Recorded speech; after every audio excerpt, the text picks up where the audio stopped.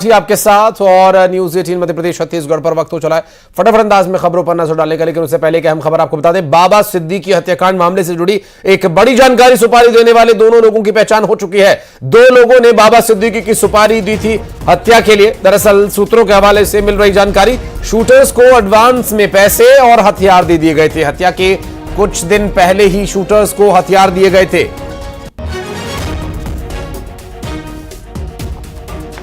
और एक सुपारी किलर को हायर करके हत्या की इस वारदात को अंजाम दिया गया, जिसमें बाबा सिद्दीकी की हत्या के आरोपियों को गिरफ्तार किए जाने के बाद से जो पूछताछ की जा रही है, उस पूछताछ में कई बड़े और अहम खुलासे हो रहे हैं और आगे भी संभव है कि इस पूरे मामले में बड़ी जानकारियां आएंगी सामने। फिलहाल अब तक जो जानकारी मिल रही है उसमें बताया जा रहा है कि पैसे एडवांस में दे दिए गए थे शूटर्स को और उन्होंने पैसे और हथियार हाल ही में हासिल किए थे और सुपारी देने वाले दो लोग हैं। दोनों की पहचान हो चुकी है। हालांकि सुरक्षा कारणों से अभी उनका नाम सार्वजनिक नहीं किया गया है और जानकारी यह मिल रही है कि हत्या में 4 शूटर्स शामिल थे, जिसमें एक उनसे अलग रहकर बाबा सिद्दीकी पर नजर रखे हुए था, मूवमेंट पर नजर रखे हुए था और लगातार वो गाइड कर रहा था उन शूटर्स को जो इस हत्या में गोली चलाने वाले शूटर्स थे। और बाबा सिद्दीकी मर्डर मामले में सीधे सीधे लॉरेंस बिश्नोई गैंग का कनेक्शन सामने आ रहा है। मर्डर केस में पुलिस ने अब तक 2 आरोपियों को गिरफ्तार किया। सूत्रों के मुताबिक आरोपियों से पूछताछ में यह बात सामने आई कि वे लॉरेंस बिश्नोई गैंग से जुड़े हुए हैं। हालांकि इस दावे की जांच अभी की जा रही है। फिलहाल जो जानकारी मिल रही है उसमें बताया जा रहा है कि लॉरेंस बिश्नोई गैंग से आरोपी जुड़े हुए हैं और उन्हीं के गैंग की ये टहनियां हैं जो अपराध के फल लगाए हुए हैं।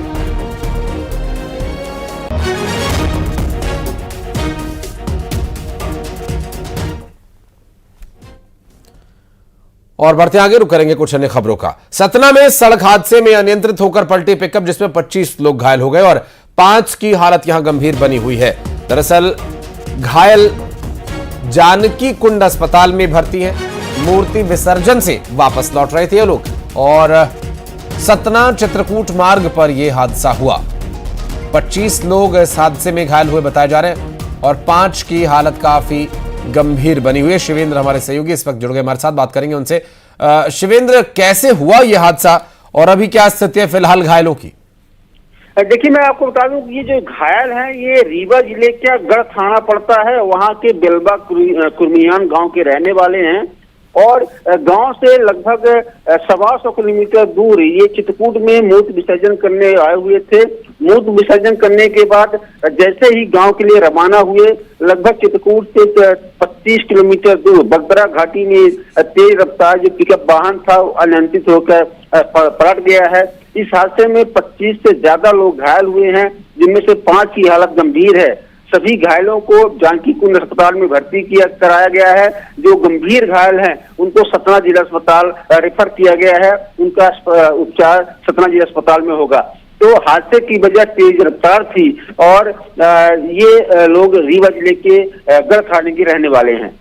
बहुत शुक्रिया आपका इस पूरे मामले पर जानकारी देने के लिए शिवेंद्र। और हरियाणा के बाद एमपी के नेताओं को अब महाराष्ट्र में डर सता रहा है।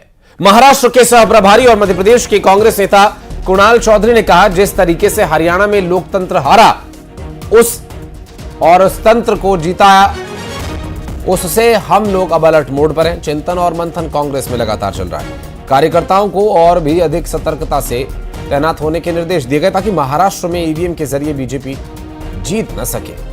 वहीं महाराष्ट्र के सह प्रभारी के बयान पर बीजेपी ने पलटवार किया। भाजपा प्रवक्ता शिवम शुक्ला ने कहा कि एक तरफ कांग्रेस जीतने का दावा करती है, दूसरी तरफ ईवीएम में गड़बड़ी के आरोप भी लगाती है, जबकि सबको पता है हरियाणा में कांग्रेस की हार की वजह संगठन का कमजोर होना है। हरियाणा में तंत्र जीता है, जनतंत्र हारा है। और महाराष्ट्र के अंदर अब और ताकत के साथ लगेंगे कि ये जो 10-15 हजार वोटों की सेटिंग करने की कोशिश करते हैं, उससे ज्यादा मतों के साथ हम बैठेंगे और निगरानी करेंगे। इसके ऊपर गहन चिंतन मंथन सब चल रहा है और पूरी ताकत के साथ कांग्रेस पार्टी अपने कार्यकर्ताओं के साथ नजर रखे। देखिए, कांग्रेस पार्टी कितनी हास्यपूर्ण बातें करती है। एक और तो चुनाव में उन्हें इस बात की भी संभावना है कि शायद चुनाव में जीत जाएं, दूसरी ओर ईवीएम पे भी आरोप लगा रहे हैं। जबकि वास्तविकता यह है कि हरियाणा के भी नेता जो जमीन पर जिन्होंने राजनीति की, चाहे कुमारी सैलजा हो, रणदीप सिंह सुरजेवाला हो, सभी ने स्वीकार किया कि कांग्रेस की अपनी अक्षमताओं के कारण कांग्रेस को पराजय झेलनी पड़ी। कांग्रेस का वहां पर संगठनात्मक स्ट्रक्चर नहीं है। कांग्रेस पार्टी ने जो मुद्दे उठाए, जनता उनसे कनेक्ट नहीं कर पाई और जो जन भावना के साथ राजनीति करने की बात कांग्रेस के भीतर होनी चाहिए वो नजर नहीं आई, जिसके कारण कांग्रेस लगातार विपक्ष में है। और महाराष्ट्र में भी स्थिति उसी ओर अग्रसर है। और कुणाल चौधरी सह प्रभारी हैं, वहां पर उन्होंने जमीनी हकीकत देखी होगी कि जनता का विश्वास और उत्साह प्रधानमंत्री मोदी जी और वहां हमारी जो महायुति की सरकार है उसके साथ है। इस कारण अभी से वह अपनी संभावित हार को जस्टिफाई करने के लिए इस प्रकार के और कुणाल चौधरी कह रहे हैं कि तंत्र जीता है, लोकतंत्र हारा है।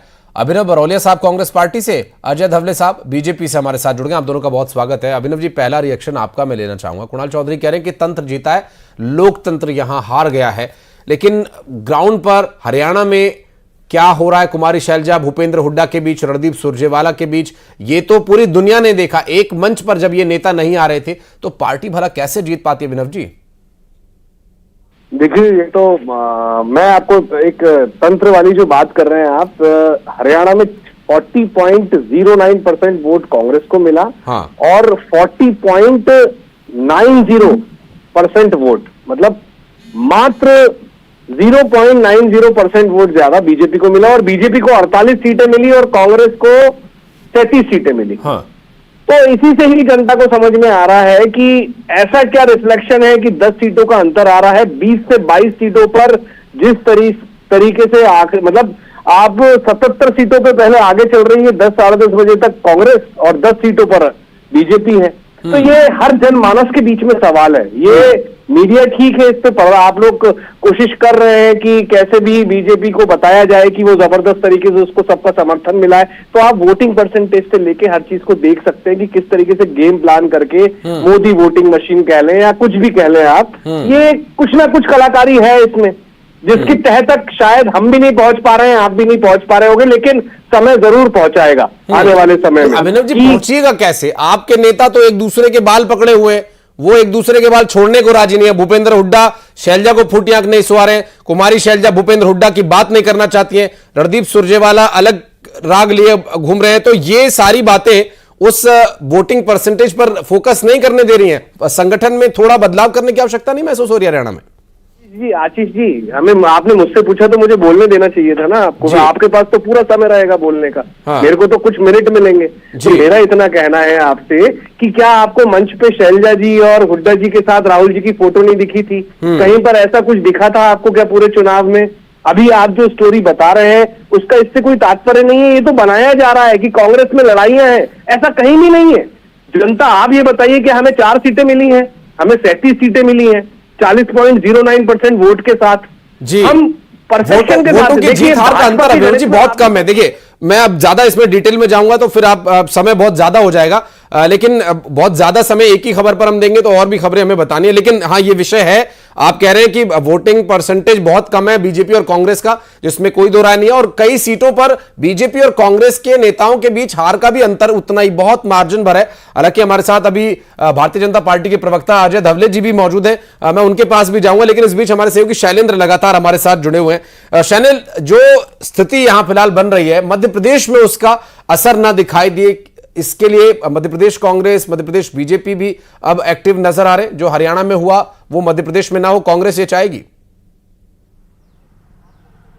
देखिए भाई, ये डर इसलिए है मध्य प्रदेश के नेताओं को कि मध्य प्रदेश के नेताओं की जिम्मेदारी जो है वो महाराष्ट्र में भी है। मध्य प्रदेश कांग्रेस के नेता भी वहाँ जिम्मेदारी संभाल रहे हैं, बीजेपी के नेता भी जिम्मेदारी संभाल रहे हैं, और कुणाल चौधरी जो पूर्व विधायक भी है वो वहाँ के सह प्रभारी भी हैं। यही कारण है कि वो कह रहे हैं कि जिस तरीके से तंत्र के माध्यम से हरियाणा में जिस तरीके से जीत दर्ज की है वो काम बीजेपी महाराष्ट्र में ना कर पाए, इसके लिए वो अलर्ट मोड पर रहेंगे। हालांकि बीजेपी जो है वो उसको लेकर साफ तौर पर ये बात कह रही है कि देखिए, जब जीतने की बात आती है तो ईवीएम ठीक होती है, लेकिन जब हारने की बात आ जाती है तो ईवीएम पर ठीकरा फोड़ने लगते हैं। और अगर सह प्रभारी लगातार वहां के दौरे कर रहे हैं, उसके बावजूद भी अगर ये मान रहे हैं कि ईवीएम के जरिए हराया जा सकता है, तो बीजेपी का सीधे तौर पर यह आरोप है कि कहीं ना कहीं महाराष्ट्र में जो संभावित हार जो है वो कांग्रेस को नजर आ रही है, और उसी के चलते अभी से ईवीएम को लेकर ठीकरा फोड़ने का काम सह प्रभारी ने शुरू कर दिया है। लेकिन जिस तरीके से मैं शायद लौटूंगा, अजय धवले हमारे साथ मौजूद हैं। अजय जी, जैसा कि अभी अभिनव भाई बोल रहे थे कि ये जो बातें हैं ये वहां पर हैं ही नहीं, वो तो कुमारी शैलजा, राहुल गांधी और भूपेंद्र सिंह हुड्डा के फोटो तो मंच पर लग ही रहे थे, वो एक अलग विषय। लेकिन मध्य प्रदेश में उस तरह की खींचतान नहीं है जो हरियाणा में देखने को मिल रही थी। क्या परिणाम फिर भी वही जो वो अभिनव जी कह रहे हैं कि मोदी वोटिंग मशीन कह लीजिए या फिर जो भी कह लीजिए, ये इस तरह के आरोप आखिर लोकतंत्र पर और चुनाव आयोग पर कब तक लगते रहेंगे? देखिए आशीष जी, मुझे लगता है कांग्रेस का डायलेमा आप समझिए। जम्मू कश्मीर के चुनाव के परिणाम आते हैं, कांग्रेस उसको कहता है कि हमारे गठबंधन को थंपिंग मेजोरिटी मिली, जबकि हमने भी जम्मू कश्मीर के चुनाव नतीजों का विश्लेषण किया और हमने कहा कि हम लोग जहां हमारा स्ट्रांग होल्ड था वहां हमें वोट मिले, जहां नेशनल कॉन्फ्रेंस का स्ट्रांग होल्ड था वहां उन्हें वोट मिले। लोकतंत्र में जनता का जनादेश सर्वोपरि होता है, मुझे लगता है इसको मानने की आवश्यकता है। अभिनव जी जब वोटिंग परसेंटेज काउंट करा रहे थे तो उन्हें 2018 के मध्य प्रदेश विधानसभा चुनाव के आंकड़े पूछ लीजिए, वोटिंग परसेंटेज में भारतीय जनता पार्टी को कांग्रेस से अधिक वोट शेयर मिला था, लेकिन हमारी सीटें कम आई थी, उनसे 4-5 सीटें हमारी कम आई थी। हाँ। तो हमेशा से रिफ्लेक्शन वोटिंग परसेंटेज का सीटों में ये नहीं होता। हमने हरियाणा में भी यही देखा है, कंपैरेटिव एनालिसिस आप कर लेंगे, हरियाणा ने ऐसी 3 मुस्लिम बहुल सीटें जहां कांग्रेस का वोट शेयर लगभग 50% से अधिक है, तो वहां पे कांग्रेस का वोट शेयर बढ़ जाता है। लेकिन आप जब बाइफर्केशन करने जाएंगे इसको वोट टैली में, तो कांग्रेस पीछे रहेगी। आप नहीं महाराष्ट्र की यदि बात करें तो महाराष्ट्र में कांग्रेस का इनफाइटिंग जग जाहिर है। निश्चित रूप से कुणाल चौधरी जो खुद अपना चुनाव एक बहुत बड़े मार्जिन के साथ में हार चुके हैं, वहां उन्हें सहप्रभारी बनाया गया। तो मुझे लगता है कांग्रेस की दिक्कत ही यही है कि जिनको जमीनी हकीकत नहीं पता, जो लोग चुनाव जीतने में सक्षम नहीं है, वो संगठन का नेतृत्व कर रही। यही हरियाणा में हुआ था, किस प्रकार से टिकटें बांटी गई है। आज खुद कांग्रेस को कवर करने वाले लोग बता रहे कि किस प्रकार से अपने अपने पट्टों को टिकट देकर कांग्रेस ने जो एक जीती हुई बाजी हार में तब्दील कर दी। तो कांग्रेस का ये अंतर्गत विषय है। रही महायुति की बात, तो महायुति ने विगत पूरे 5 वर्ष या उसके पहले हमारे 5 वर्ष की सरकार, हम लोगों ने 10 वर्षों से मध्य प्रदेश महाराष्ट्र में जो विकास किया, उस विकास को वोट मिलने वाला है।